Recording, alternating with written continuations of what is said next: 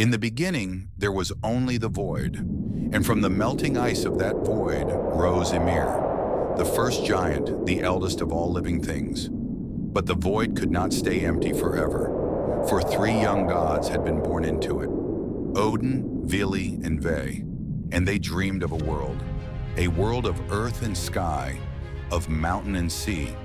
Yet there was no earth, no sky, no stone on which to build.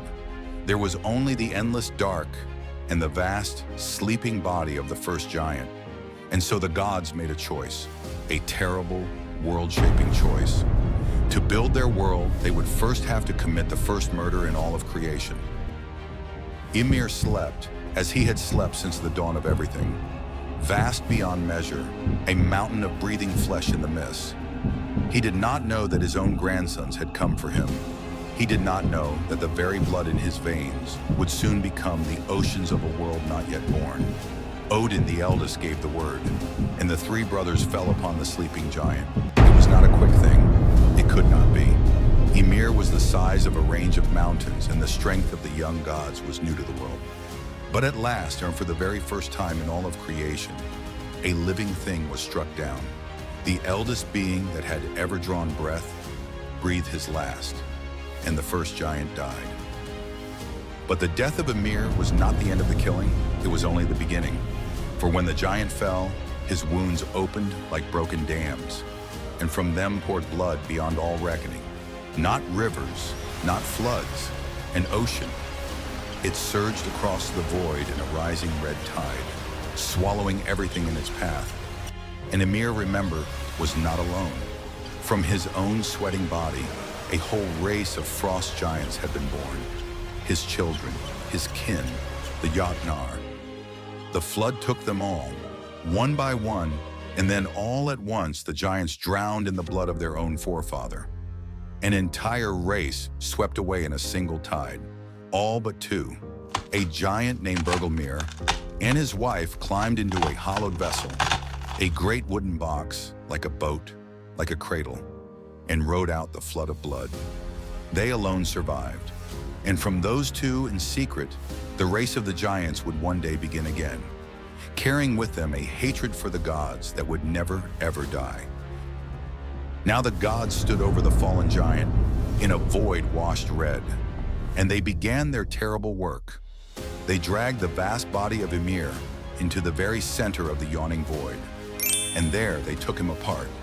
And from the pieces of a god, they built the world. From his flesh, they shaped the earth itself, the soil, the land, the ground beneath your feet. From his blood, that same ocean that had drowned the giants, they made the seas and the lakes and set them to circle the land in a great ring of endless water. From his bones, they raised the mountains, and from his teeth and the splinters of his shattered bones, they scattered the boulders and the stones and the rolling gravel across the young and empty earth. Then the gods looked up to where there was still no sky. So they took the great dome of Ymir's skull and they lifted it high above the earth, and they made of it the heavens themselves. But a sky so vast could not hold itself aloft. And so, at its four corners, the gods set 4 dwarves to bear its weight upon their shoulders. And they named them for the 4 directions of the world: Nordri, Sudri, Austri, Vestri, north, south, east, and west. They hold the sky upon their shoulders still, and from the giants' brains cold and gray, the gods flung the clouds across that new-made sky, to drift there, heavy with rain, forever. But the sky was dark, empty, a dome of bone with nothing inside it. And so the gods remembered the fire. Far to the south, the realm of Muspelheim still burned, and from it drifted glowing embers and wandering sparks cast off by the eternal flames. The gods gathered them up, and one by one, they set them into the new heavens. The greatest embers they placed with care and gave to each a path to walk. And these became the sun and the moon. And with them, for the very first time, came day and night, and the turning of the seasons, and the first morning the world had ever known. The smaller sparks they scattered wide across the dark, and those became the stars. And there was one thing more. Deep in the dead flesh of Ymir, tiny things had begun to stir, maggots breeding in the body of the giant. The gods took even these, and they gave them cunning and wisdom and shape, and made of them the dwarves, the master smiths who dwell beneath the stone to this very day. At last, the world was taking shape. Earth and sea, mountain and sky, sun and moon and star. But the gods knew what waited beyond the water's edge. For out there, in the cold and the dark, the giants were breeding once again. And a world like this would need a wall. So they took the last of Ymir, his eyebrows, his very lashes, and from them they raised a mighty rampart, encircling the heart of the world to keep the giants out forever. And the land within that wall they gave a name, Midgard, the Middle Realm. The making was done, the world was built. It had oceans and mountains, a sun to warm it and a moon to watch over its sleep. And yet, it was silent. For all its beauty, the world was utterly, achingly empty.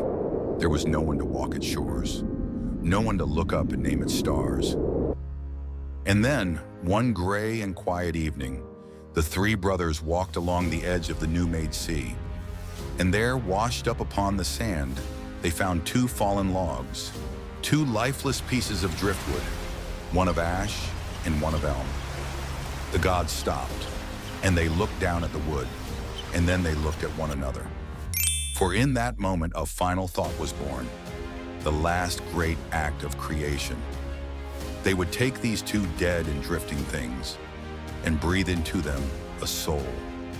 They would make the first man and the first woman, and nothing in all the 9 worlds would ever be the same again. Next time on GODLOOM, the breath of the gods and the birth of the first human souls.